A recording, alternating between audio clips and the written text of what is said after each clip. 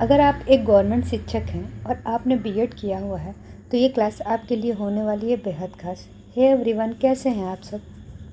I hope आप सब स्वस्थ होंगे, मस्त होंगे और आपकी तैयारी ज़बरदस्त चल रही होगी। स्वागत है आपका अपने चैनल अध्ययन सेतु में।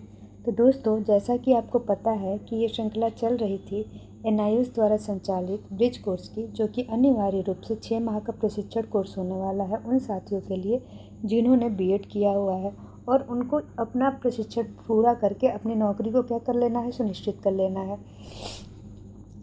तो इसी क्रम में अगर आपने इस चैनल पर विजिट किया हो या आप सब्सक्राइबर हो तो आपको पता होगा कि हम लोग चौथा पेपर पढ़ रहे हैं, जो कि इंग्लिश भाषा शिक्षण शास्त्र का है।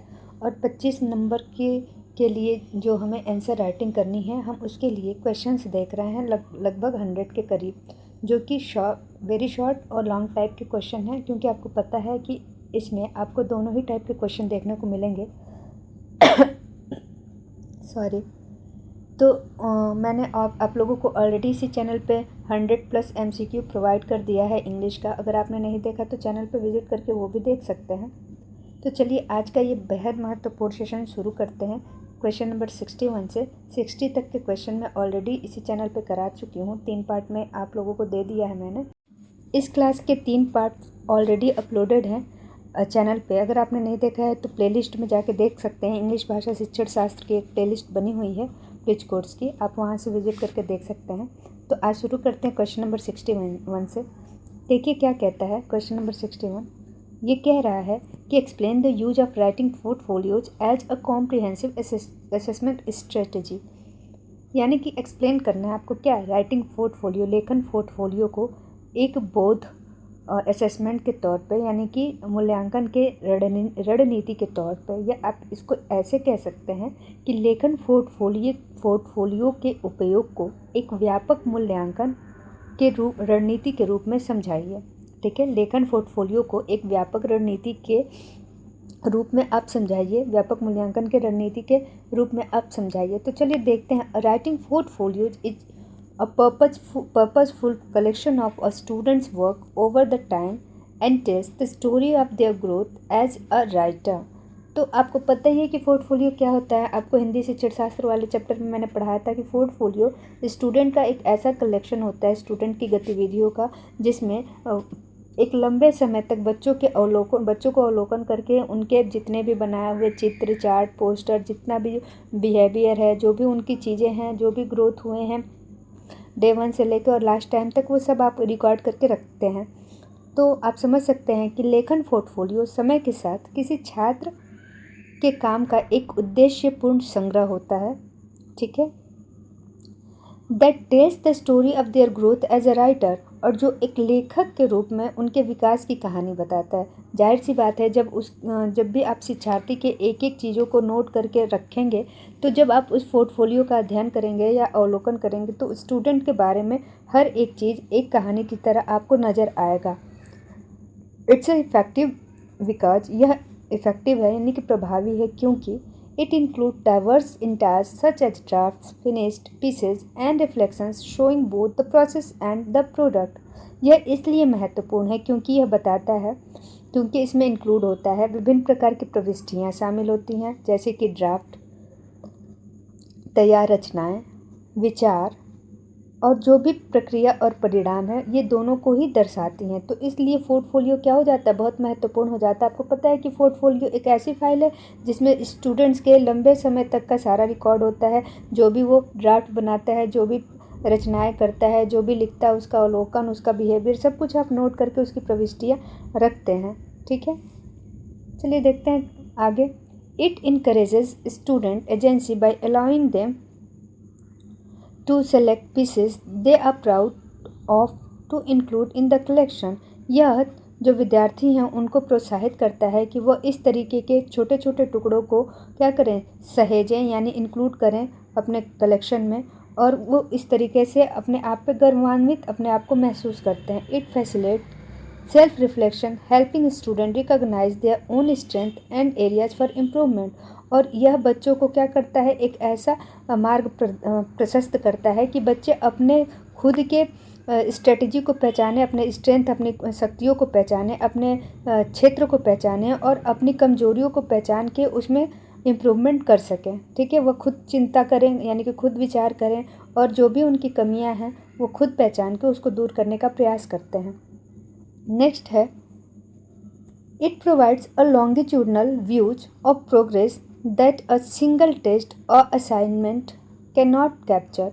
और ये है एक लॉन्गिट्यूडनल यानी कि आपको एक ऐसा मार्ग या एक ऐसा व्यू दिखाता है जो आपको एक सिंगल टेस्ट यानी कि सिंपल कोई भी टेस्ट नहीं दिखा सकता है। ठीक है, चलिए आगे देखते हैं। नेक्स्ट क्वेश्चन है 62, देख लेते हैं। How can a teacher use retelling to access a child's reading comprehension. कह रहा है कि एक टीचर रीटेलिंग यानी कि दोबारा समझाना या बताना to access a child's reading comprehension, एक बच्चे के रीडिंग कॉम्प्रिहेंशन यानी कि पठन समझ को एक्सेस मूल्यांकन करने के लिए दोबारा समझना या पढ़ने की समझ को दोबारा बताना, सुनाने का इस्तेमाल कैसे कर सकता है। आप इस तरीके से समझ सकते हैं कि एक शिक्षक किसी बच्चे की पढ़ने की समझ का आकलन करने के लिए दोबारा सुनाने का इस्तेमाल कैसे कर सकता है। ठीक है, रिटेलिंग मतलब दोबारा सुनाना। देखते हैं, retelling is an assessment where a child reads a story and then narrates it back in their own words.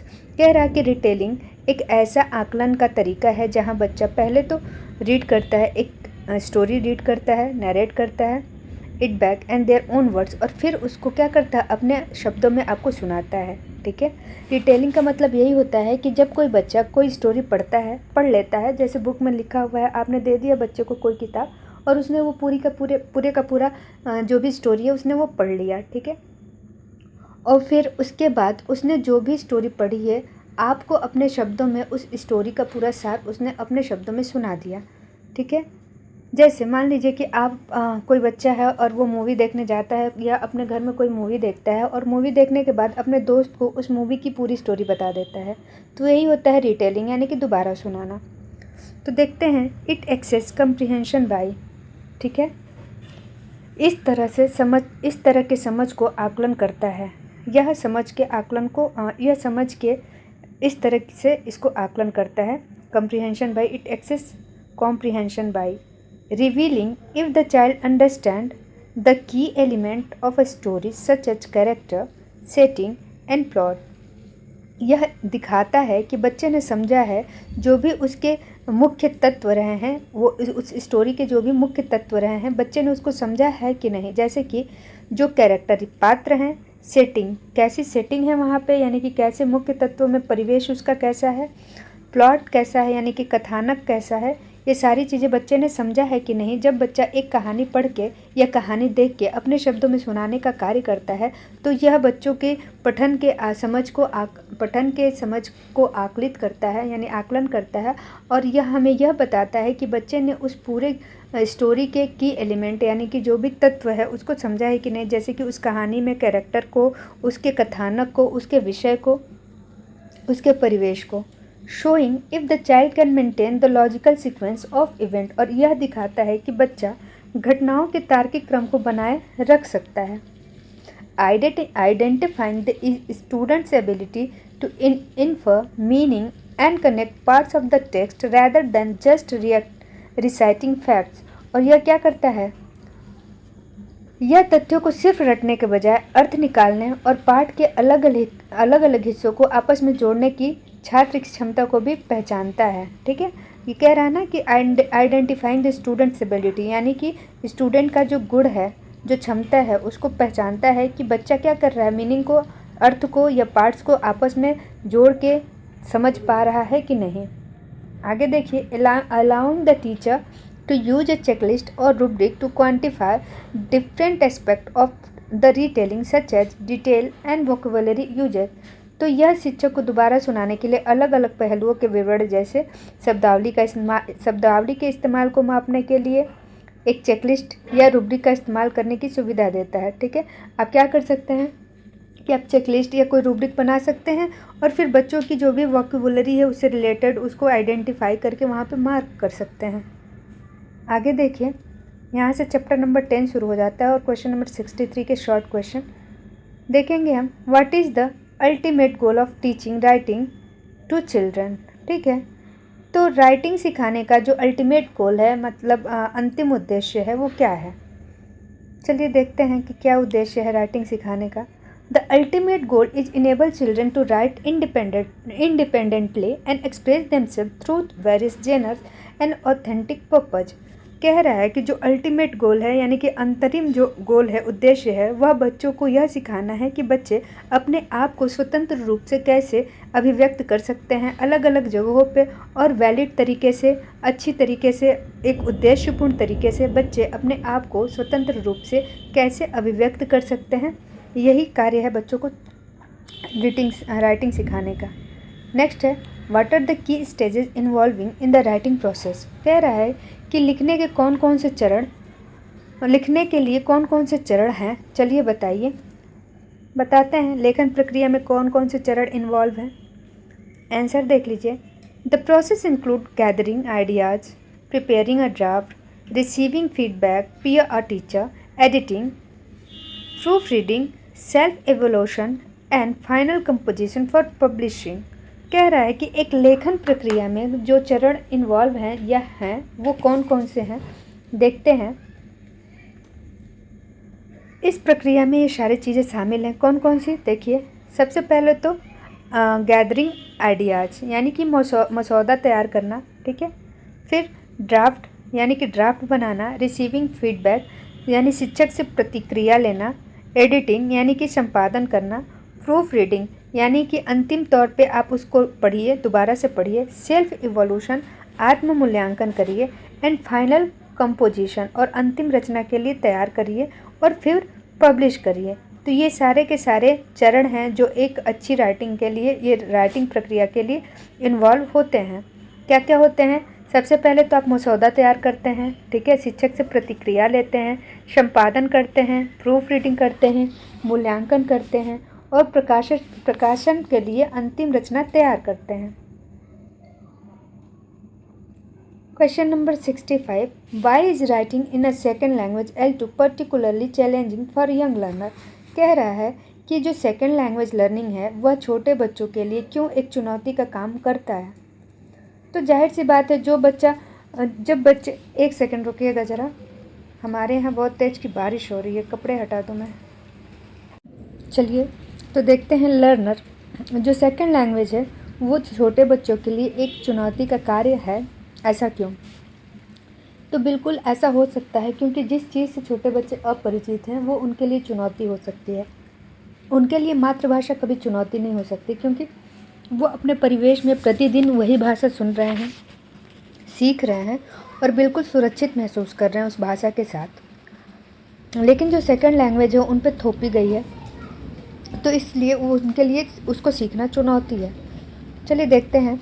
Learner face a dual challenge, जो अधिगम करता है या जो शिक्षार्थी हैं वो दोहरा चैलेंज फेस करते हैं। कौन कौन सा? They must simultaneously produce original ideas and apply newly learned L2 knowledge, syntax, vocabulary and spelling. देखिए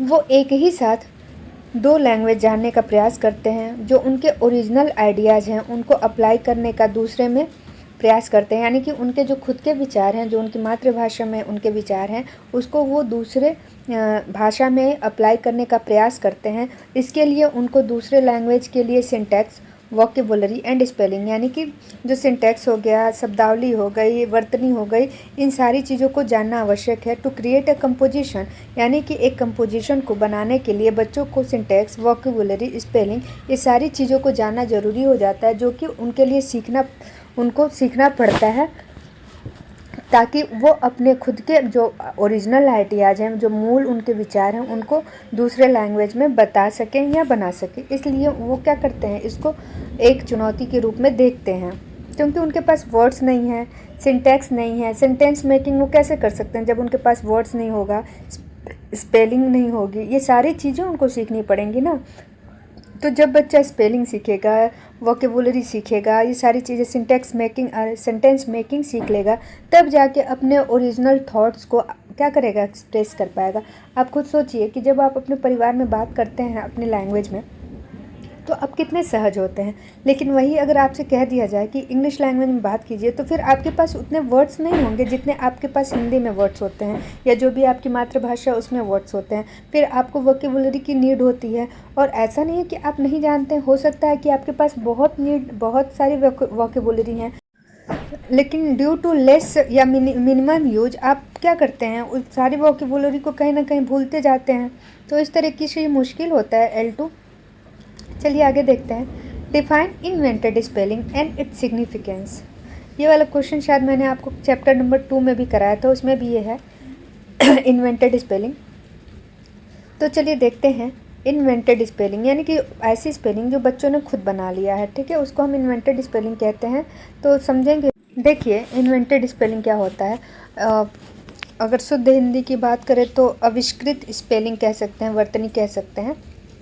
और आपको मैंने अभी थोड़ी देर पहले नहीं, सॉरी, पहले या दूसरे चैप्टर में इसको बताया था कि इन्वेंटेड स्पेलिंग क्या होती है। जहाँ बच्चा सही स्पेलिंग लिखने से पहले जितनी सारी गलतियाँ कर सकता है वो गलती करता है, और उन गलतियों का भी महत्व इसलिए है कि बच्चे ने उस स्पेलिंग के प्रोनाउंसिएशन को समझा है, उसे लिखने का प्रयास किया है, उसके फोनिक लैंग्वेज को यानी फोनेटिक्स को समझा है, और समझ के लिखने का उसने प्रयास किया, और बार बार प्रयास करके गलतियाँ की, और गलतियों के बाद उसने क्या की, सफलता प्राप्त की। इसलिए इसका भी महत्व है। खैर चलिए देखते हैं। Define invented spelling and its significance. आपको बताना है कि जो आविष्कृत वर्तनी है वो क्या है और इसका महत्व क्या है।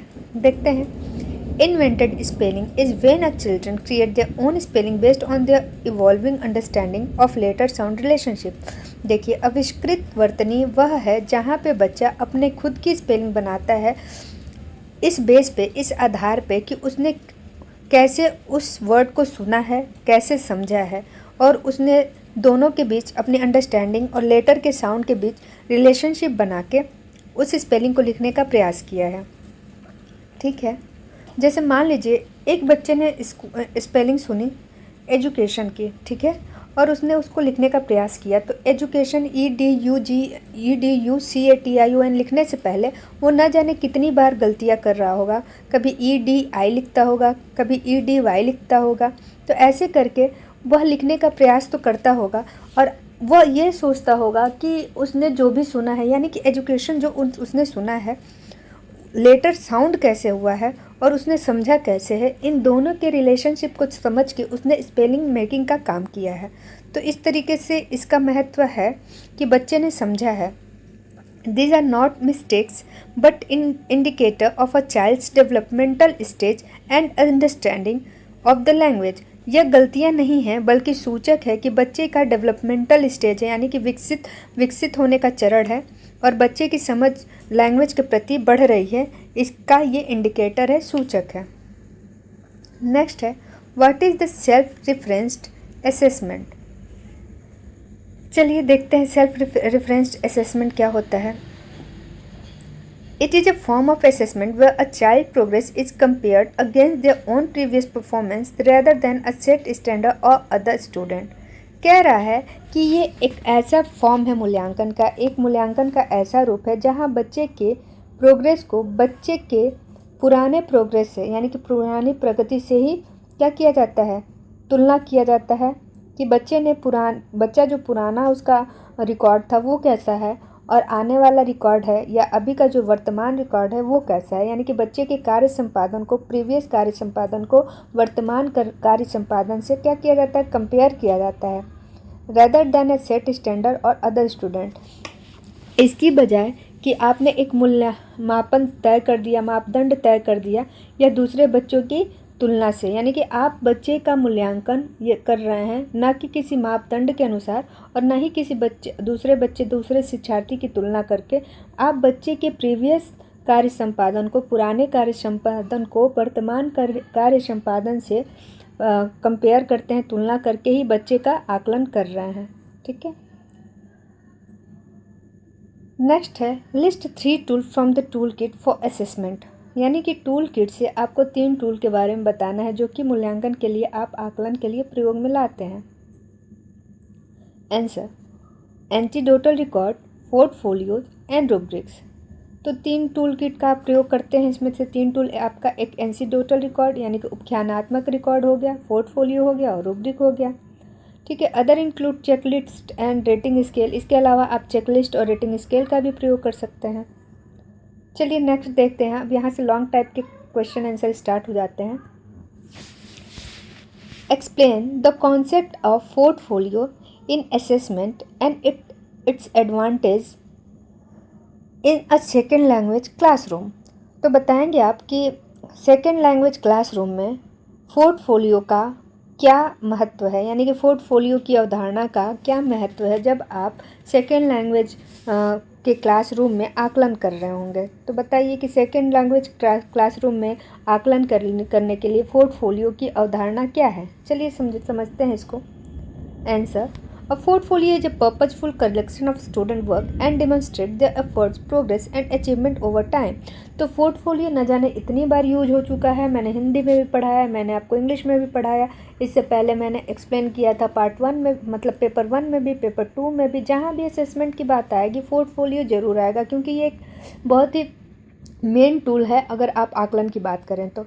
पोर्टफोलियो जो पर्पजफुल कलेक्शन, पोर्टफोलियो क्या है? एक उद्देश्यपूर्ण कलेक्शन संग्रह है स्टूडेंट के वर्क का एंड डेमोन्स्ट्रेट देयर एफर्ट्स, और आपको दिखाता है कि बच्चे ने कैसा एफर्ट किया है, कितना प्रयास किया है, उनकी प्रगति का, उनके अचीवमेंट का ओवर द टाइम, यानी कि समय के अनुसार उन्होंने क्या क्या प्राप्त किया है। बिल्कुल सहज और सरल तरीके से आप ये समझिए कि पोर्टफोलियो एक ऐसा संग्रह है जिसमें आपने बच्चे से रिलेटेड जितने भी कार्य कराए हैं अब तक पूरी कक्षा में, जब से आपने उसको पढ़ाना शुरू किया है तब से टिल टुडे, यानी कि अब तक आपने जितने भी बच्चे से कार्य कराया है उसके सारे एफर्ट्स को, उसके सारे कार्यों को, उसकी प्रगति को, उसकी अचीवमेंट को समय के अनुसार उसमें कलेक्शन करके आपने रखा हुआ है, वही दर्शाता है पोर्टफोलियो। तो आप कह सकते हैं बिल्कुल 2 लाइन में अगर आप मेरे साथ पढ़ लेंगे आपको बिल्कुल पोर्टफोलियो की इंग्लिश में डेफिनेशन लर्न हो जाएगी कि portfolio is a purposeful collection of student work that demonstrate the efforts, progress and achievement over time. ठीक है। A portfolio is a purposeful collection of student work that demonstrate the efforts, progress and achievement over the time. अब क्या क्या include advantage है देखिए। Student agency, student are primarily responsible for selecting the samples to be included which encourage self reflection. जो student होते हैं वो प्राथमिक रूप से जिम्मेदार होते हैं कि उनका जो सिलेक्शन है इसके लिए किया जाए। ठीक है। विच इनकरेज सेल्फ रिफ्लेक्शन, जो बच्चों को मौका देते हैं स्वयं के बारे में चिंता करने का या विचार करने का। तो स्टूडेंट एजेंसी हो गया। जब बच्चा खुद के प्रोग्रेस को देखेगा, विचार करेगा और विचार करके अपने कार्यों को देखेगा तो क्या होगा? इनकरेज होगा। आगे देखिए। एविडेंस ऑफ ग्रोथ, बच्चों के कार्यों का यानी ग्रोथ, वृद्धि का क्या है? ये एविडेंस है, सबूत है। It tracks a student's journey through draft, revisions and final pieces providing deeper insight than traditional test. यह बच्चों की जर्नी का, पूरे जर्नी का रिकॉर्ड है।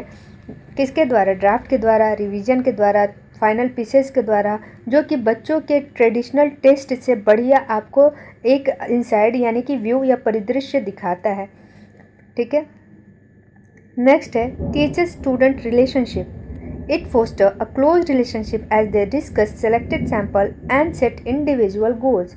और यह शिक्षक और छात्र के बीच के क्लोज रिलेशनशिप को दर्शाता है, जहाँ शिक्षक ने छात्रों को ऐसे उनके जो इंडिविजुअल व्यक्तित्व गोल हैं, एम है, उद्देश्य है, उसको सेट करके, उनको सैंपल करके और उनसे जुड़ी हुई सारी चीज़ों का कलेक्शन करके रखा हुआ है। इस तरीके से जो स्टूडेंट और जो टीचर हैं उनके बीच का जो संबंध है वो भी अच्छा होता है, क्लोज होता है। इंटीग्रेटेड प्रोसेस यानी कि एकीकृत प्रक्रिया है, ये समेकित प्रक्रिया आप कह सकते हैं। It mirrors the actual method used to teach writing, valuing the process as much as the final product। यह क्या करता है? ये एक ऐसा तरीका, वास्तविक तरीका है जहाँ आप लिखना सिखाते हैं, वैल्यूइंग द प्रोसेस, आप प्रक्रियाओं की वैल्यू सिखाते हैं, कीमत सिखाते हैं या मूल्य सिखाते हैं, as much as the final product, और आप बच्चों को उतना सिखाते हैं जितना आपको अंतिम उत्पाद के रूप में मिल सकता है। नेक्स्ट देख लेते हैं क्वेश्चन नंबर 70 क्या कहता है।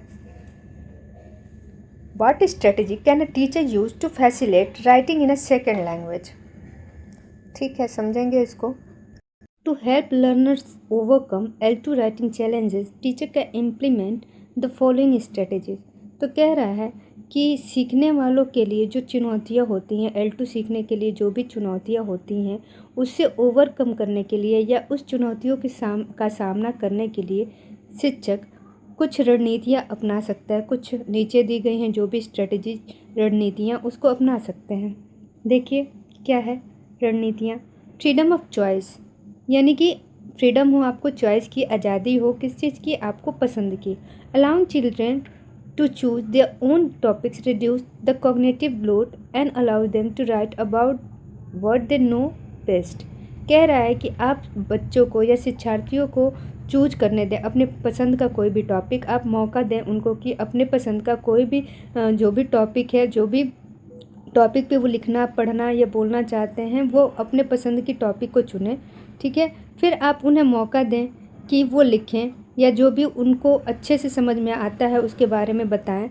तो इस तरीके से क्या करते हैं कि उनका जो संज्ञानात्मक बोझ है वो कम होता है। जब बच्चों को कभी भी आप ऐसी चीज़ों के बारे में लिखने के लिए कहेंगे जो बच्चा पहले से जानता है या जिसके बारे में उसको इंटरेस्ट है, तो बच्चा क्या करेगा, उसको आसानी से लिख पाएगा, वो अपने आप को आसानी से एक्सप्रेस कर पाएगा। इस तरीके से उसकी जो संज्ञानात्मक क्षमता है उस पर आप बोझ कम डालेंगे। नेक्स्ट है कंटेंट फर्स्ट फीडबैक, यानी कि आप कंटेंट का जो है वो फर्स्ट फीडबैक जरूर दें, प्रतिपुष्टि दें, प्रथम दृष्टव्य प्रतिपुष्टि जरूर दें। Teacher should provide feedback on ideas and organisation of piece before focusing on grammatical errors. तो जो शिक्षक हैं उनको बच्चों के जो आइडियाज़ हैं या जो विचार हैं या उनके संगठन है जो उन्होंने काम करने के लिए टुकड़ों का संगठन बनाया है, उनके लिए प्रतिपुष्टि अवश्य देनी चाहिए। इससे पहले कि आप ग्रामेटिकल एरर यानी कि व्याकरण संबंधी जो भी त्रुटियां देखें, उन त्रुटियों से पहले शिक्षक को हमेशा एक बच्चे को अच्छा सकारात्मक प्रतिपुष्टि देना चाहिए। बच्चों के जो भी ऑर्गेनाइजेशंस हैं यानी कि पीस ऑफ ऑर्गेनाइजेशन, छोटे छोटे टुकड़ों के द्वारा जो भी उसने संगठन बना के जो भी अपने आइडियाज़ कलेक्ट किए हैं, उसका ज़रूर प्रतिपुष्टि और सकारात्मक प्रतिपुष्टि देना चाहिए। ठीक है, तो आप ये कह सकते हैं कि टीचर को व्याकरण की गलतियों पर फोकस करने से पहले किसी भी लेख की आइडिया यानी कि विचार और ऑर्गेनाइजेशन यानी कि जो भी उसका संगठन है उस पर क्या करना चाहिए, फीडबैक देना चाहिए। और फीडबैक कैसा हो, पॉजिटिव हो। Strategic correction for beginners focus on only on 1 or 2 aspects of editing at a time to avoid discouraging the student. देखिए जो शुरू के शिक्षार्थी हैं, जो बिगनर्स हैं, उनके सिर्फ 1 या 2 पहलुओं पे आप ध्यान दें जब भी आप एडिटिंग करें। ठीक है, ना कि आप पूरे के पूरे उसके फेज पे, पूरे के पूरे उसके जो भी एक्सपेक्ट है उस पर ध्यान दें। अगर आप ऐसे अवॉइड करेंगे उनकी गलतियाँ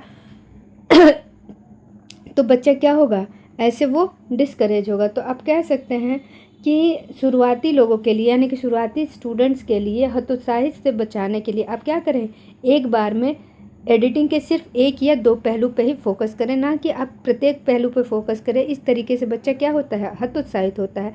आप एक बार में देखिए, बताइए कि हाँ यहाँ गलती है, ठीक है, बच्चा पहले वो चीज़ सही कर लेगा, फिर दूसरे बार आप बताइए कि कहाँ गलती है। यानी कि अगर बच्चा 2-4 सेंटेंस लिखता है और वहाँ पंचुएशन से रिलेटेड अगर कोई गलती होती है तो आप पहले पंचुएशन मार्क के बारे में बच्चों को बताइए। ठीक है, और ऐसा नहीं है कि पंचुएशन से भी रिलेटेड गलती है, ग्रामेटिकल एरर भी हैं, स्पेलिंग एरर भी, आपने सबको एक बार में इकट्ठा बता दिया तो बच्चा डिस्करेज हो जाएगा। ठीक है, आगे देखिए होम लैंग्वेज फ्लेक्सिबिलिटी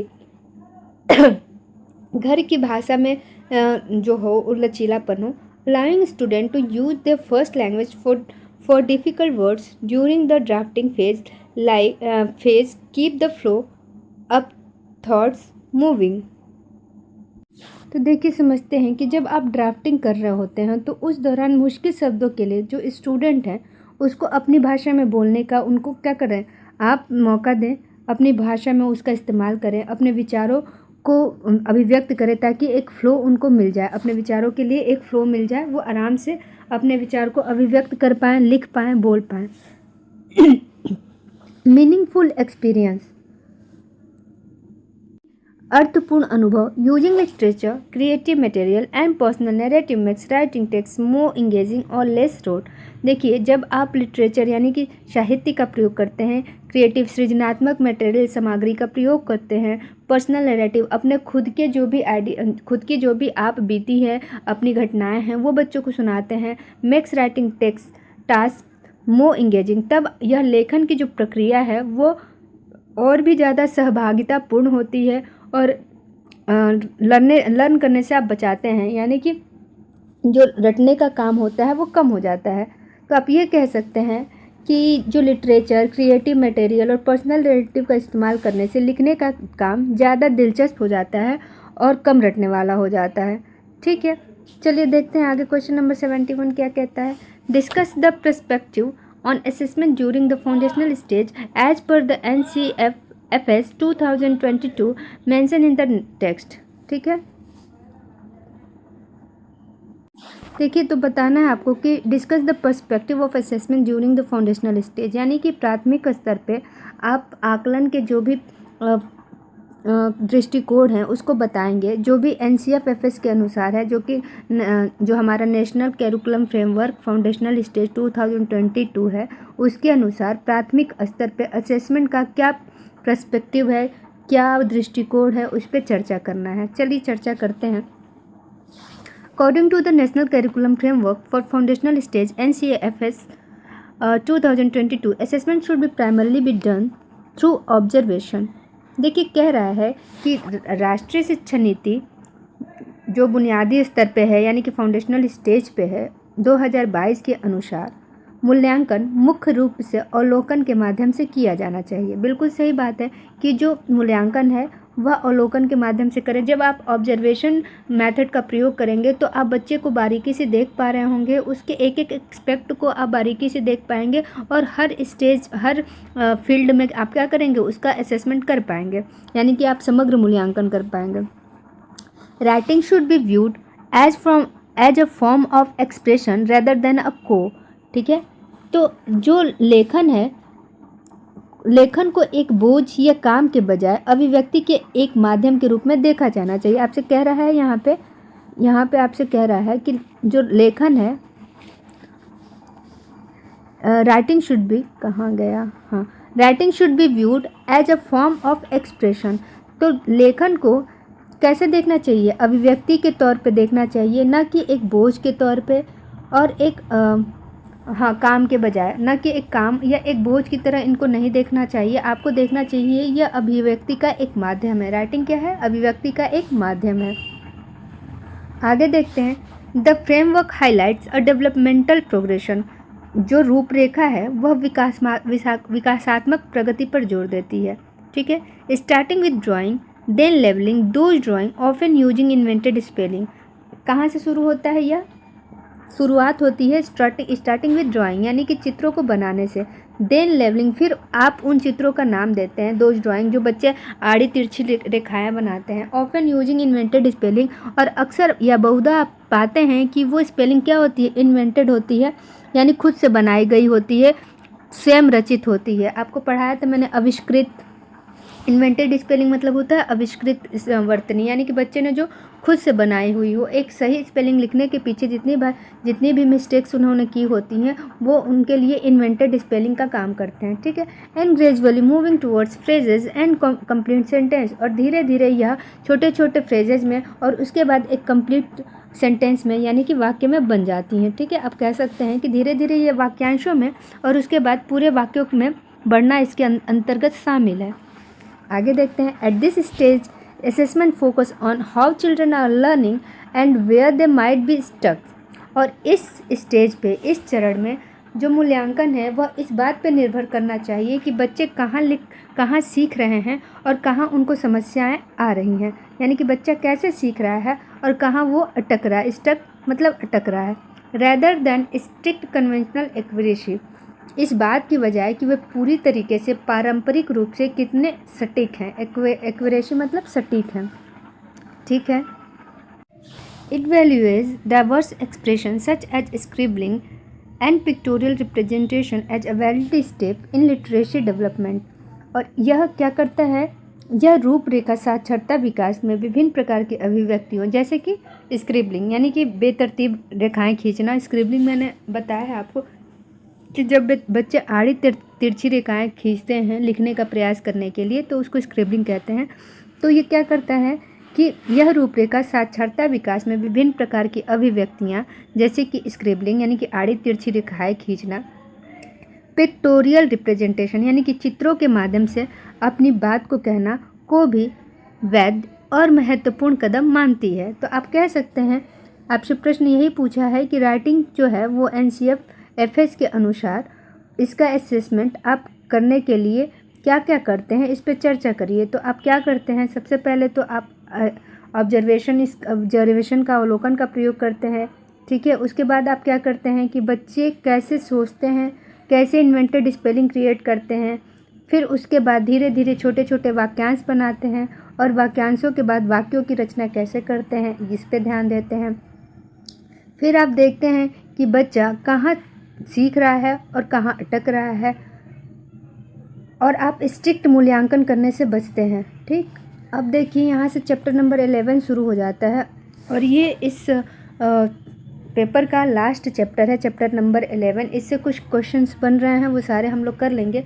उसके बाद मैंने सोचा है कि मैं देख लूँगी कि कहीं से कोई टॉपिक तो छूट नहीं रहा होगा। अगर कोई टॉपिक या कोई प्रश्न ऐसा लगेगा जो इम्पोर्टेंट है और छूट रहा है तो मैं और वो सारे भी क्वेश्चन इंक्लूड कर लूँगी। अभी 80 प्रश्न हैं, मैंने सोचा है कि 20 क्वेश्चन और करा देंगे, जितने भी अगर मैक्सिमम 20 या 10 करा देंगे ताकि कोई क्वेश्चन छूटे ना और कोई भी टॉपिक ना छूटे। अगर कोई भी प्रश्न आया तो आपको बिल्कुल नया ना लगे, आप आराम से कर ले जाओ, ठीक है। तो देखते हैं, फ़िलहाल 80 क्वेश्चन तो करेंगे ही करेंगे। उसके अलावा भी अगर कोई क्वेश्चन या कोई फिर ऐसा प्रश्न बनता है जो NIOS ने पिछले एग्ज़ाम्स में पूछे हैं, हो सकता है आपके एग्ज़ाम में भी पूछे, तो मैं उसको भी करा दूँगी। तो मोर देन 20 नहीं होंगे, वो लेस देन 20 ही होंगे, करा देंगे। फिर एक सेशन और लिया जाएगा, फिर वो ख़त्म हो जाएगा। उसके बाद हम पढ़ेंगे EVS नहीं, मैथमेटिक्स पढ़ेंगे, उसके बाद EVS पढ़ेंगे। चलिए आगे देखते हैं, व्हाट इज़ इमरजेंट लिटरेसी। तो आपको न जाने कितनी बार मैंने बताया है इमरजेंट लिटरेसी यानी कि उभरती हुई साक्षरता। हिंदी पढ़ा रही थी तब भी मैंने बताया कि इमरजेंट लिटरेसी क्या होती है, इंग्लिश में भी आप लोगों को पढ़ना है। तो चलिए एक बार और समझते हैं कि इमरजेंट लिटरेसी क्या होती है, उभरती हुई साक्षरता। तो जैसा कि आपको पता है कि वर्ड उभरता हुआ यानी कि स्टार्टिंग, कोई भी चीज़ उभरता हुआ, आप कहते हैं ना उभरता हुआ सितारा, यानी कि एक ऐसा आर्टिस्ट जो अभी उभर रहा है, बिगनर है और धीरे धीरे वह आगे बढ़ रहा है, फेमस हो रहा है, पॉपुलर हो रहा है। तो वही उभरता हुआ मतलब यही है कि जो धीरे धीरे अस्तित्व में आता है, ठीक है। चलिए समझ लेते हैं। Emergent literacy refer to the skills, knowledge and attitude that children developed through reading and writing activities before they become proficient reader and writers. देखिए, जो इमरजेंट लिटरेसी है वह ऐसे आप समझ सकते हैं कि वह ऐसा स्किल है या नॉलेज है या एटीट्यूड है जो विकसित करता है बच्चों के रीडिंग और राइटिंग एक्टिविटीज़ को, इससे पहले कि वो प्रोफिशिएंट यानी कि प्रवाहपूर्ण रीडर मतलब पाठक और राइटर यानी कि लेखक बन जाए। चलिए अच्छे से समझते हैं कि उभरती हुई साक्षरता से तात्पर्य उन कौशलों, ज्ञान और दृष्टिकोण से है जिन्हें बच्चे पढ़ने और लिखने की गतिविधियों से पहले गतिविधियों के माध्यम से क्या करते हैं, तब विकसित करते हैं जब वे अभी पूरी तरीके से कुशल पाठक या लेखक नहीं बन जाते हैं। आपसे यहाँ पे कह रहा है ना कि become writing activities before they become proficient reader and writers, ठीक है।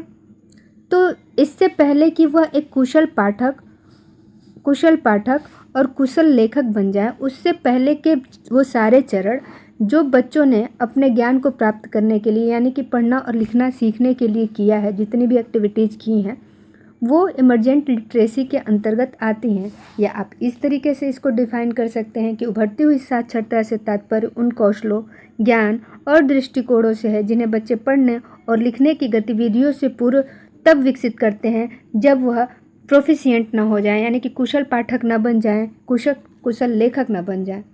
आई होप आप लोग समझ में आ गया होगा। आप जब अपनी कक्षाओं में पढ़ा रहे होते हैं तो कक्षा 1 में जब बच्चा क ख ग घ नहीं सीखा होता है, आप उसको क ख ग सिखाते हैं और उसके बाद उनको उन सारे अक्षरों से जोड़ के वर्ड बनाना सिखाते हैं। तो जब तक बच्चा वो वर्ड बनाना ना सीख जाए, उससे पहले जितने भी वो प्रयास करता है, जितने भी स्किल डेवलप्ड करता है, जो जो काम करता है, जो जो गतिविधियाँ करता है, ये सारी उसकी उभरती हुई लिटरेसी है, यानी कि उभरती हुई साक्षरता है, इमर्जेंट लिटरेसी है। और जब बच्चा ये शब्द छोटे छोटे शब्द बना के एक पूरा वाक्य पढ़ने लगता है, तो आप क्या कह सकते हैं कि बच्चा प्रोफिशिएंट हो गया है, यानी कि अब उसकी रीडिंग में प्रोफिशिएंसी आ गई है, प्रवाह आ गया है। आई होप आप लोग समझ गए होंगे। क्वेश्चन नंबर 73 देख लेते हैं। What are the 3 cueing system used in miscue analysis. ये भी मैंने आप लोगों को हिंदी वाले सेक्शन में कराया था। देखिए, the 3 system are graphophonic, relationship between letters and sound, syntactic, grammar and sentence structure, and semantic, meaning and interpretation. तो आपको बताना है यहाँ पे कि मिसक्यू एनालिसिस, यानी कि मिसक्यू मतलब गलतियाँ, जो एरर होती हैं, उसका जब आप विश्लेषण करते हैं, ठीक है, तो उसमें कौन कौन सी 3 जो क्यूइंग हैं, यानी कि चरण हैं, क्यूइंग सिस्टम हैं, वो क्या क्या हैं। आप बताएंगे कि जब आप गलतियां करते हैं या गलतियों का एनालिसिस करते हैं तो उसमें क्या क्या गलतियां हो सकती हैं, कौन कौन से ऐसे स्टेजेज हैं, ऐसा पॉइंट है जहाँ पे गलतियां होती हैं। तो देखिए, द थ्री सिस्टम आर ग्राफोफोनिक, यानी कि जो 3 सिस्टम है उसमें से पहला है ग्राफोफोनिक। ग्राफोफोनिक मतलब अक्षरों और ध्वनियों के बीच का संबंध। ग्राफोफोनिक मतलब ध्वनियों और अक्षरों के बीच का संबंध, relationship between letters and sound. Synthetic, यानी कि जब सिंथेटिक में क्या क्या आप देखते हैं, ग्रामर एंड सेंटेंस स्ट्रक्चर, यानी कि व्याकरण और वाक्यों की संरचना। एंड सिमेंटिक, जिसमें आप मीनिंग यानी कि अर्थ, और इंटरप्रिटेशन यानी कि व्याख्या देखते हैं, ठीक है। तो ये 3 गलतियां होती हैं जब आप ये 3 चरण हैं या 3 पॉइंट हैं जहाँ पे गलतियाँ होती हैं। और जब आप गलतियों का एनालिसिस करते हैं, यानी कि जब आप सेंटेंस एरर वाला पार्ट सॉल्व करते हैं, तो आप यही तीनों एक्सपेक्ट देखते हैं कि कहाँ क्या क्या गलती है। तो सबसे पहले तो आप relationship between letter and sound देखते हैं कि लेटर और साउंड में क्या क्या रिलेशनशिप है और वो सही है कि नहीं। उसके बाद आप ग्रामर देखते हैं और सेंटेंस का स्ट्रक्चर देखते हैं, और उसके बाद उसकी सही मीनिंग निकलती है, अर्थ निकलता है, व्याख्या सही कर पाता है कि नहीं, वो देखते हैं। तो आप कह सकते हैं कि जो गलतियों का विश्लेषण करते हैं हम, तो उसमें 3 जो इम्पोर्टेंट चीज़ें हैं वो ग्राफोफोनिक है, सिंटैटिक है और सेमेंटिक है, ठीक है। आगे देखिए, what are the 6 stages of a task based approach lesson. आपसे पूछ रहा है कि 6 चरण कौन से हैं, किस चीज़ के, टास्क बेस्ड अप्रोच के, ठीक है। चलिए देखते हैं कि कौन से 6 चरण हैं। द स्टेजेज आर, पहला है प्री टास्क, यानी कि कार्य के पूर्व। दूसरा है टास्क, यानी कि जब आप कार्य कर रहे होते हैं तब। तीसरा है प्लानिंग, यानी कि क्या प्लानिंग आप बना रहे हैं। चौथा है रिपोर्ट। पांचवा है एग्जामिनेशन और छठवा है प्रैक्टिस, ठीक है। तो ये 6 चरण हैं। आगे देखिए, यहाँ पे क्वेश्चन छूट गया है। What is the primary purpose of self assessment according to the text. तो प्राथमिक उद्देश्य क्या है सेल्फ असेसमेंट का, यानी कि स्वयं मूल्यांकन का प्राथमिक उद्देश्य क्या है, बताएंगे। The primary purpose is to help learners identify area of improvement and track their own progress. कह रहा है कि जो प्राथमिक उद्देश्य है स्वयं मूल्यांकन का, वह लर्नर यानी कि जो शिक्षार्थी हैं अपनी कमियों का खुद से पहचान करना और उनको पहचान करके उसमें इम्प्रूवमेंट करके अपनी प्रगति स्वयं करना, यही होता है प्राथमिक उद्देश्य सेल्फ असेसमेंट का, स्व मूल्यांकन का। अब देखिए यहाँ से क्वेश्चन नंबर 75, जो कि 76 होना चाहिए था, एक क्वेश्चन छूट गया वहाँ पे नंबरिंग मुझसे। खुद ही एडिटिंग करती हूँ, खुद ही आप लोगों के लिए रिकॉर्ड भी करती हूँ, तो हो सकता है ये गलतियाँ हो सकती हैं, लेकिन आपको कुछ भी गलत कंटेंट नहीं प्रोवाइड किया जाता है यहाँ पे। हाँ, नंबरिंग छूट गई है निसंदेह रूप से। चलिए देखते हैं, आपके लिए चेरी ऑन द केक है कि एक एक्स्ट्रा क्वेश्चन यहाँ पे आपको मिलता हुआ नज़र आ रहा है। देखते हैं, explain the concept of benefits of 360 degree assessment as per NEP 2020। ये लॉन्ग टाइप आंसर है, थोड़ा सा लंबा होगा बट कोई ना। और ये आप बिल्कुल अच्छे तरीके से जानते हैं, हिंदी में भी मैंने आपको एक्सप्लेन किया था इसको। 360 डिग्री असेसमेंट क्या होता है। NEP यानी कि नेशनल एजुकेशन पॉलिसी 2020 के अनुसार 360 डिग्री मूल्यांकन के अवधारणाओं को और उनके बेनिफिट यानी कि लाभ को आप बताएं। तो आप अवधारणा भी जानते हैं और आप लाभ भी जानते हैं और आपके पास शब्द भी हैं। ठीक है, आप बिल्कुल लिख सकते हैं। चलिए समझते हैं इसको। आप जानते हैं कि 360 मूल्यांकन क्या होता है। 360 डिग्री आप अपने स्कूलों में होलिस्टिक रिपोर्ट कार्ड बना रहे होते हैं। अभी एग्जामिनेशन ख़त्म हुए हैं, आप रिज़ल्ट बना रहे हैं। अभी आप सॉफ्ट कॉपी, अभी आप हार्ड कॉपी भी बना रहे हैं, फिर थोड़ी देर बाद सॉफ्ट कॉपी भी बनाएंगे, फिर आप होलिस्टिक रिपोर्ट कार्ड तैयार करेंगे। तो होलिस्टिक रिपोर्ट कार्ड जो बनता है वो 360 डिग्री असेसमेंट ही होता है स्टूडेंट का। और आप जब उसको बना रहे होते हैं तो आप एक एक स्टेप से और एक एक चीज़ों से अवेयर हो रहे होते हैं। तो मुझे नहीं लगता कि आपको ये बताने की आवश्यकता है। सिर्फ यहाँ पे कुछ मुझे कॉन्सेप्ट क्लियर करने हैं, मैं वही कर रही हूँ। बाकी ये सारी चीज़ें आपको पता है, आप ऑलरेडी नोन हैं, क्योंकि आप एकदम मन से पढ़ा रहे हैं अपने स्कूलों में। चलिए देखते हैं concept. A 360 degree assessment is a multi-dimensional report card that reflects a learner's progress across cognitive, affective and psychomotor domain।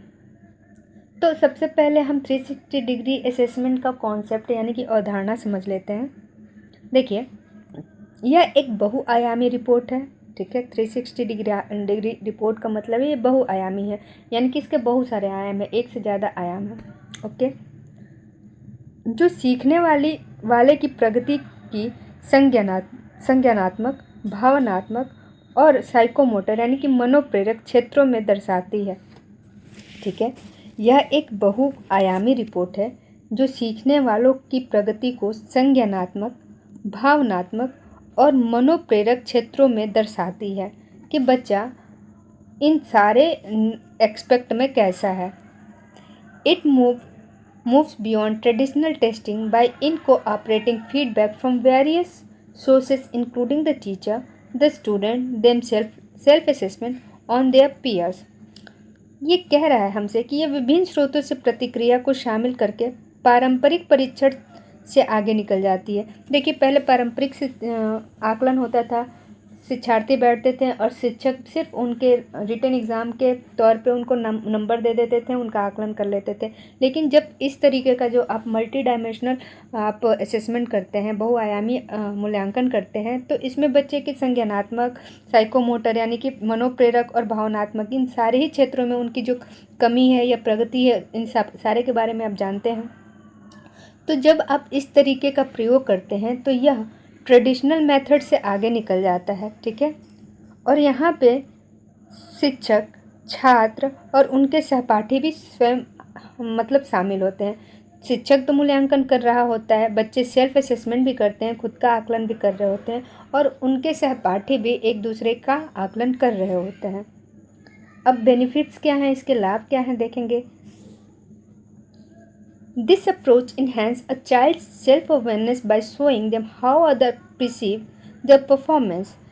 तो लाभ यह है कि दिस अप्रोच यानी कि यह दृष्टिकोण इन्हेंस बढ़ाता है क्या, अ चाइल्ड सेल्फ अवेयरनेस, बच्चे के जो सेल्फ अवेयरनेस है यानी कि आत्म जागरूकता है उसको बढ़ाता है, क्योंकि यह उन्हें दिखाता है कि दूसरे लोग उनके प्रदर्शन को कैसे देखते हैं। देखिए, आप खुद सोचिए कि जब बच्चा ऐसे देखेगा कि उसका साथी उसका आकलन कर रहा होता है, तो कहीं ना कहीं बच्चे के मन में या जो विद्यार्थी उसके मन में ये भाव आएगा कि मेरा विद्यार्थी ये ना सोचे कि मुझे ये नहीं आ रहा, मेरा जो साथी है वो ये ना सोचे कि मुझे ये नहीं आ रहा है, मेरा ये पक्ष कमज़ोर है। तो बच्चा अच्छा करने का प्रयास करता है अपने साथी के लिए और ख़ुद के लिए भी। तो लाभ तो यही है कि यह दृष्टिकोण बच्चे की आत्म जागरूकता को बढ़ाता है, क्योंकि यह उन्हें दिखाता है कि दूसरे लोग उनके प्रदर्शन को कैसे देखते हैं। इस तरीके से क्या होता है, सुधार की प्रक्रिया आगे बढ़ती है। ठीक है, आगे देखिए। It foster improve communication and empathy through the collaborative feedback, builds trust within team and provides clear roadmap for individual growth and leadership development। और इस तरीके से बच्चे जो होते हैं एक दूसरे के प्रति क्या होते हैं, एम्पैथी रखते हैं, फीडबैक देते हैं, एक दूसरे पे विश्वास करते हैं, टीम भावना का निर्माण होता है, और एक तरीके से आप देख सकते हैं कि एक रोड मैप बनता है, एक रास्ता बन जाता है उनके लीडरशिप का और उनके इंडिविजुअल ग्रोथ का यानी कि व्यक्तिगत वृद्धि का भी। ठीक है, आगे देखिए क्वेश्चन नंबर 76 क्या कहता है। Discuss the progress of using rubrics effectively in a classroom setting. कह रहा है कि अगर आप एक रूब्रिक्स का इस्तेमाल प्रभावी ढंग से अपने कक्षा में कर रहे हैं तो उस प्रक्रिया का वर्णन आप करिए। यानी कि रूब्रिक्स का प्रभावी ढंग से इस्तेमाल करने के लिए आप अपनी कक्षाओं में क्यों करते हैं, चर्चा करें। चलिए करते हैं। आंसर, प्रिपरेशन, सबसे पहले तैयारी। Teacher must first identify the specific requirement for a high quality work and determine the number of achievements level to include in the rubric.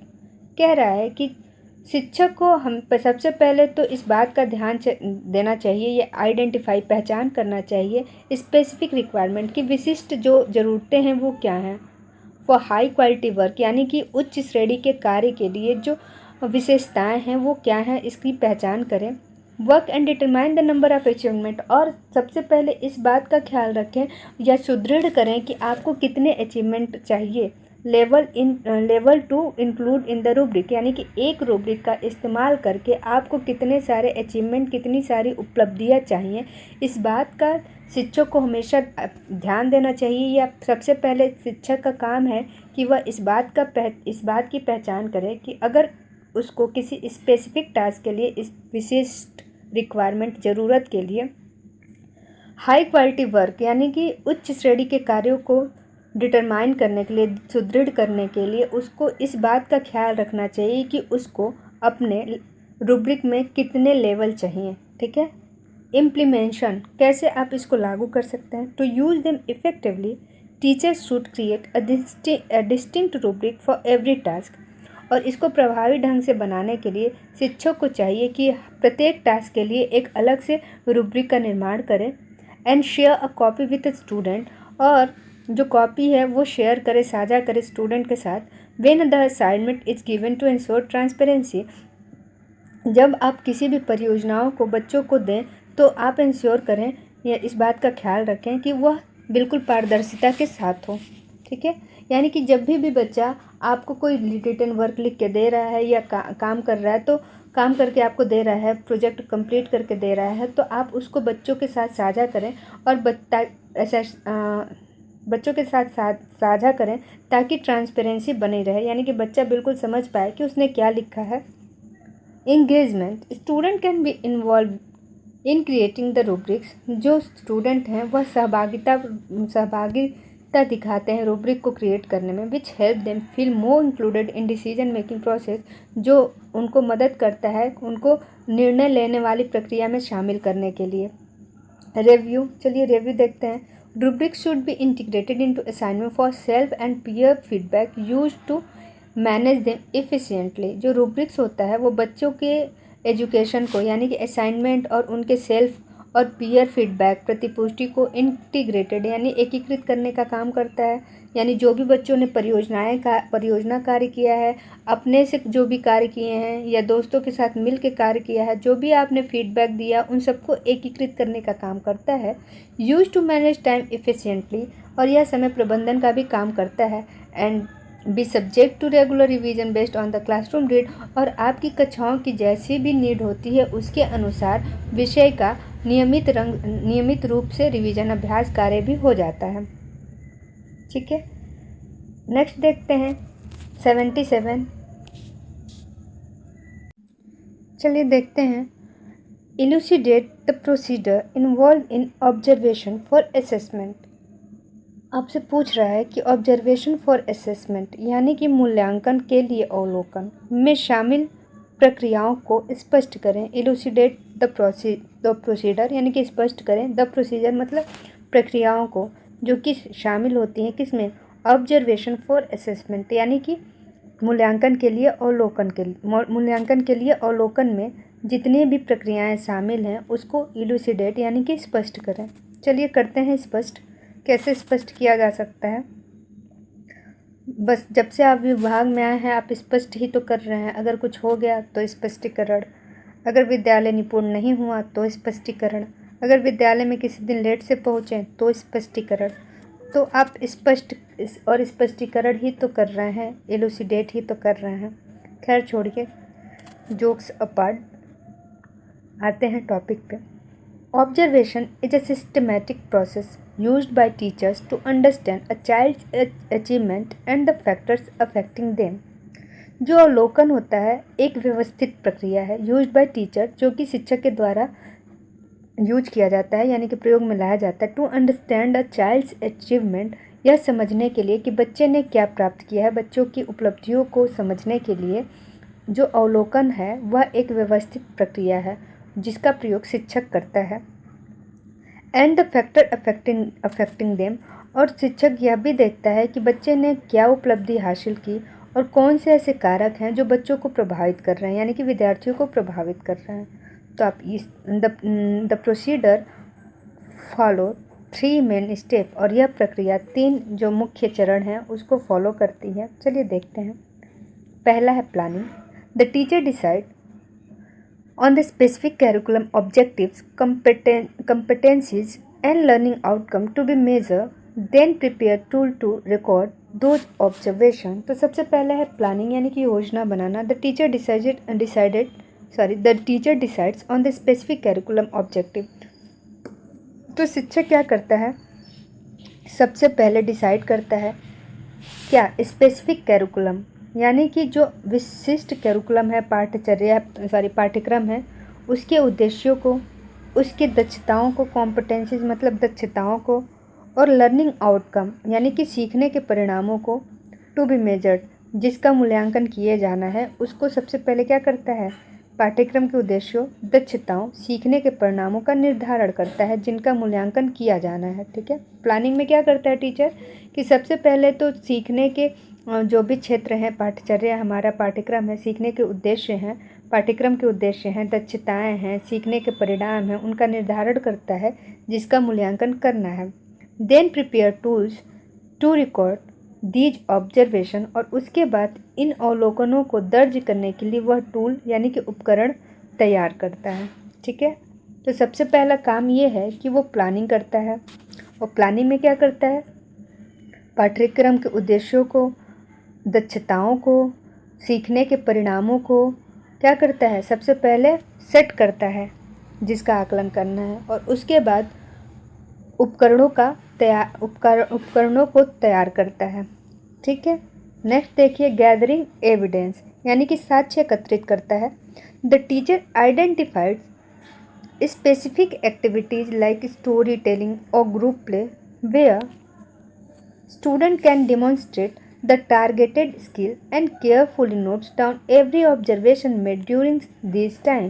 देखिए, गैदरिंग एविडेंस यानी कि साक्ष्यों को एकत्रित करना। टीचर क्या करता है, the teacher identifies the specific activities, जो शिक्षक है वह आइडेंटिफाई पहचान करता है जो विशिष्ट गतिविधियां हैं जैसे कि स्टोरी टेलिंग या ग्रुप प्ले, जहाँ स्टूडेंट कैन डिमॉन्स्ट्रेट, जहाँ स्टूडेंट क्या करता है, खुद डिमॉन्स्ट्रेट करता है, उन गतिविधियों को करता है, खुद से प्रदर्शन करता है। The target skill and carefully notes down every observation made during this time. तो इस समय क्या होता है कि शिक्षक उन विशिष्ट गतिविधियों जैसे कि कहानी सुनाना या सामूहिक खेल की पहचान करता है जहां छात्र अपने लक्षित कौशलों का प्रदर्शन कर सके। ठीक है। इन गतिविधियों के दौरान शिक्षक प्रत्येक अवलोकन को शिक्षक सावधानीपूर्वक अपने डायरी में या नोटबुक में दर्ज करता है या लिखता है। ऑब्जर्वेशन का मतलब यही है कि जब स्टूडेंट आपकी कक्षाओं में पढ़ रहे हैं या अपना कोई विशिष्ट कार्य कर रहे हैं, जो भी आपने गतिविधि दी, जो भी प्रोजेक्ट दिया, और आप उनका बारीकी से अध्ययन कर रहे हैं, बच्चों ने जो भी किया है, उनका लैंग्वेज, उनका टोन, उनकी पिच, उनके वर्ड्स, उनकी स्पेलिंग, उनके जो प्रोनाउंसिएशन है वो कैसे हैं, उन सबको आप ऑब्ज़र्व करके और उसको नोट डाउन करते हैं। यही होता है आप जब भी ऑब्जर्वेशन कर रहे होते हैं या ऑब्जर्वेशन के साथ मूल्यांकन कर रहे होते हैं। नेक्स्ट है रिफ्लेक्टिंग एंड एसेसिंग यानी कि चिंतन और मूल्यांकन। The teacher examines the gathered evidence to track each child's development over time. जो शिक्षक होता है वह परीक्षा करता है या ध्यान देता है, किस चीज़ का, जांच करता है। द टीचर एग्जामिन यानी कि जांच करता है। द गैदर्ड एविडेंस, जो भी उसने जुटाए हुए साक्ष्य हैं उनकी जांच करता है। To track each child development, ताकि वह ध्यान रख सके प्रत्येक चाइल्ड के प्रत्येक विद्यार्थी के डेवलपमेंट ओवर टाइम, यानी कि समय के साथ विकास पे ध्यान दे सके। आप कह सकते हैं कि जो शिक्षक है वो एकत्रित किए गए साक्ष्यों की जांच करके समय के साथ प्रत्येक बच्चे के विकास पर नज़र रखता है, using these insight to adjust and improve future instruction, ताकि वह इन प्राप्त जानकारियों का प्रयोग भविष्य में शिक्षण के लिए या शिक्षण में समायोजन के लिए या उसमें सुधार करने के लिए प्रयोग कर सके।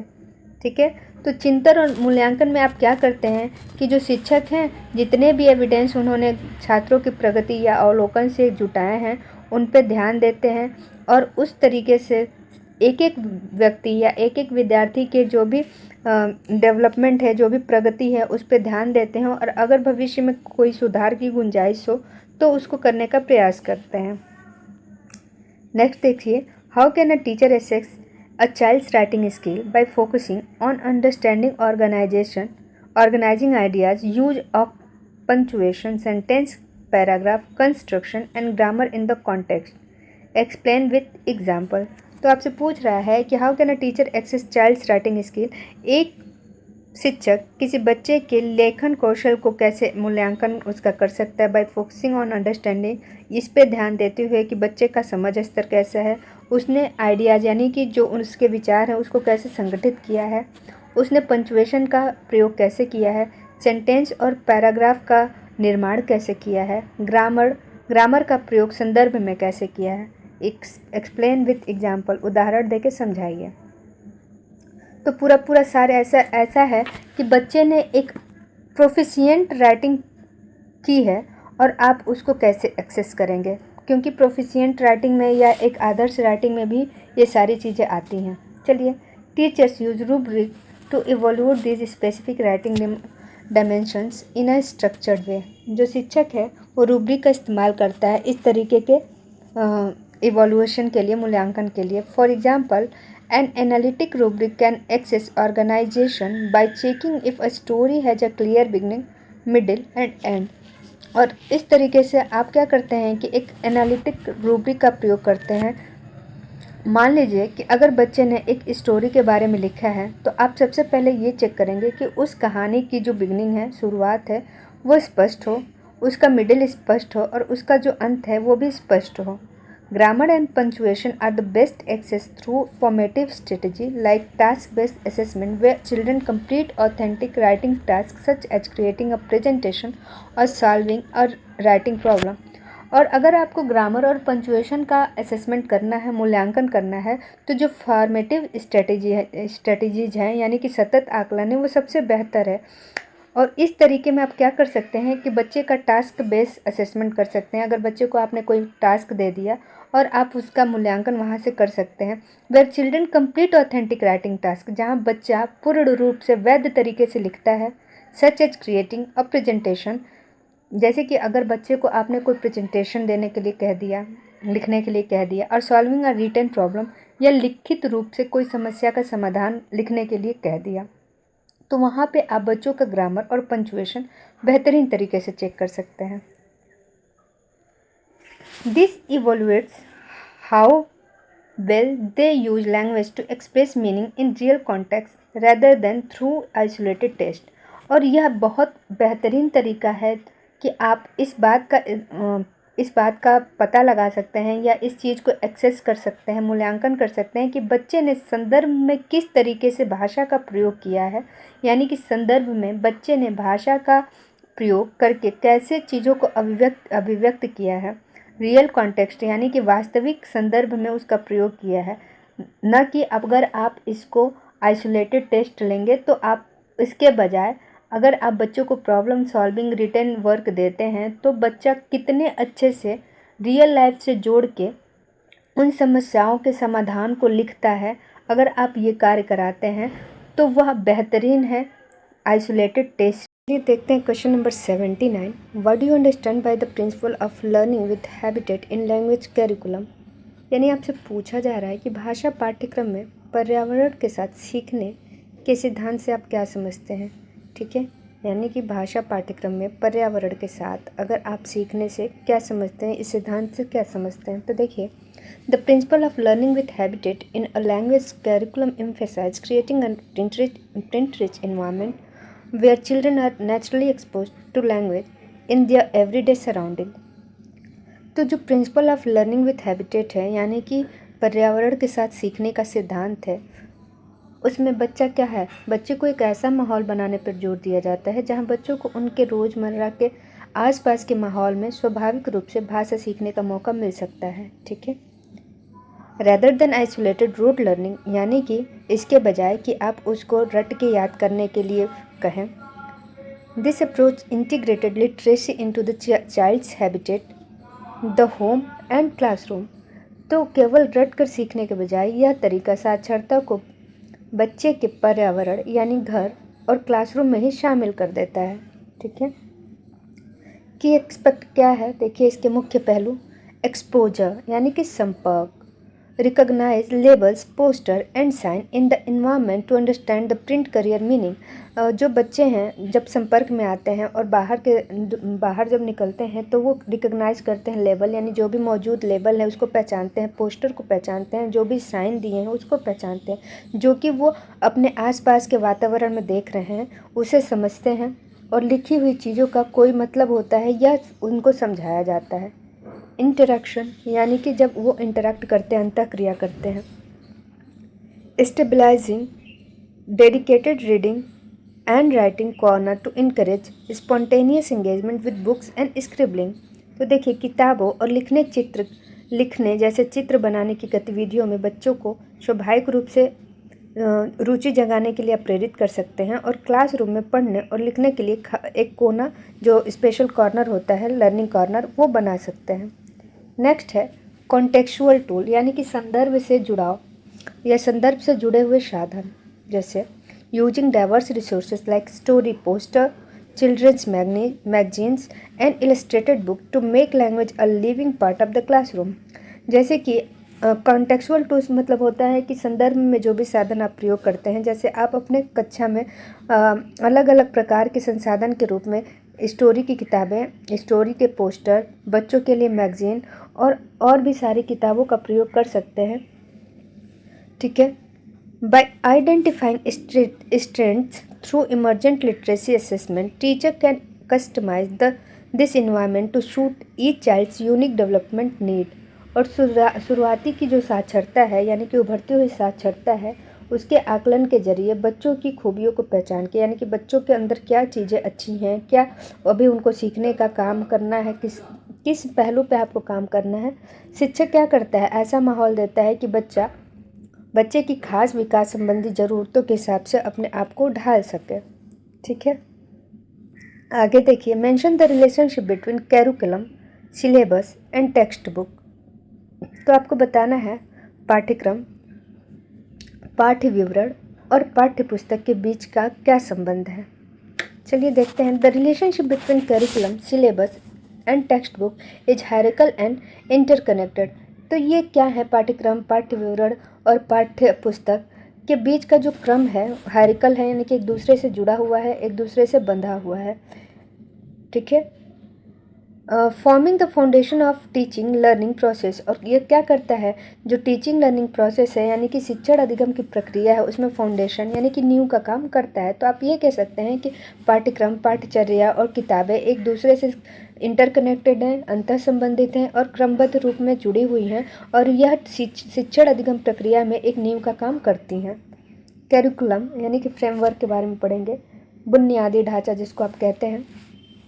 This is the broadest level encompassing the overall goal, pedagogical process and learning outcome for the entire stage of education. It includes the underlying principle for assessment at all level.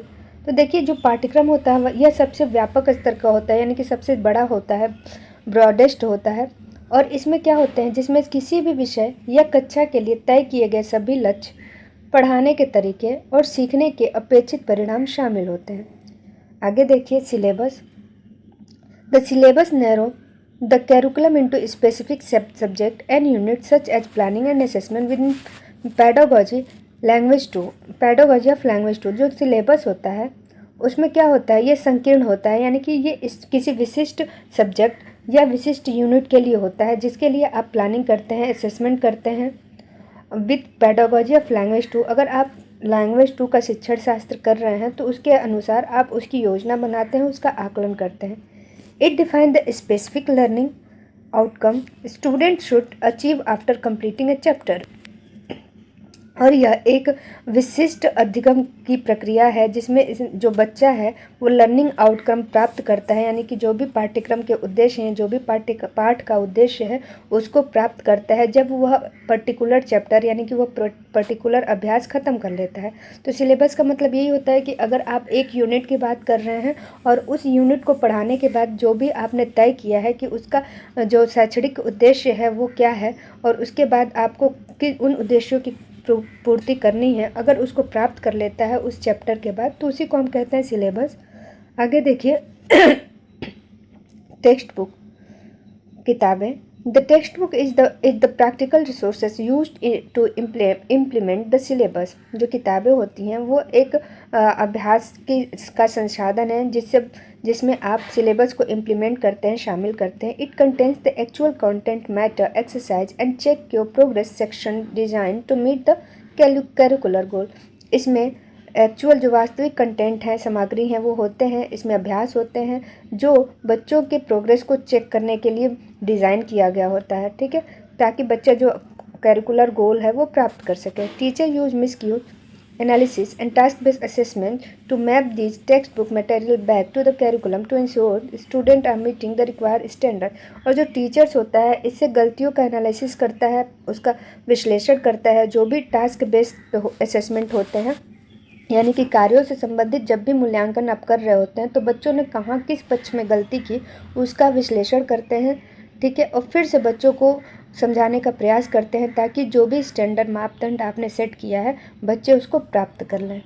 ठीक, तो आज के इस सेशन के ये 20 question थे और 11 chapter थे और सारे के सारे मैंने क्वेश्चन आप लोगों को इसमें दे दिए हैं। इसके अलावा भी अगर मुझे कुछ लगेगा कि कहीं किसी फील्ड में या किसी पॉइंट में किसी चैप्टर से कुछ रह गया है तो मैं 2-4 क्वेश्चन या मैक्सिमम 10 क्वेश्चन अगर हो सकता है तो आपको और देखने को मिल सकते हैं लास्ट सेशन के। उसके बाद हम लोग मैथ्स पढ़ लेंगे। हाँ, फिफ्थ पेपर मैथ्स है, मैथ्स पढ़ेंगे। तो सबसे पहले मैथ्स के MCQ जितने भी बनेंगे उसको कर लिया जाएगा। 100 MCQ करेंगे, उससे ज़्यादा नहीं, क्योंकि अगर 100 MCQ कर लिए तो आपको 5 क्वेश्चन तो ईजिली मिल जाएगा। 2 दिन में उसको भी ख़त्म कर लेंगे। 100 MCQ को 2 50-50 करके 2 दिन में ख़त्म कर लिया जाएगा। आपको ये सेशन कैसा लगा ज़रूर बताइएगा और इंग्लिश को आपने हिंदी में अच्छे से समझा कि नहीं ये भी ज़रूर बताइएगा। आप कहाँ से देख रहे हैं मेरी ये क्लास, कमेंट सेक्शन में बताइएगा ज़रूर, क्योंकि मुझे भी पता चले कि कहाँ कहाँ ये क्लासेस पहुँच रही हैं और कहाँ अभी तक नहीं पहुँची हैं। अपने दोस्तों में ज़रूर शेयर किया कीजिए। बहुत इन्फॉर्मेटिव सेशन है ये और सबको ही देना है एग्ज़ाम, तो प्लीज़ आप लोग शेयर किया कीजिए जितना हो सके और प्लीज़ क्लास को लाइक भी किया कीजिए। अगर आपकी कोई क्वेरी हो, कोई डाउट हो तो कमेंट सेक्शन में कमेंट भी किया कीजिए। मिलते हैं नेक्स्ट सेशन में। Till then take care, bye bye.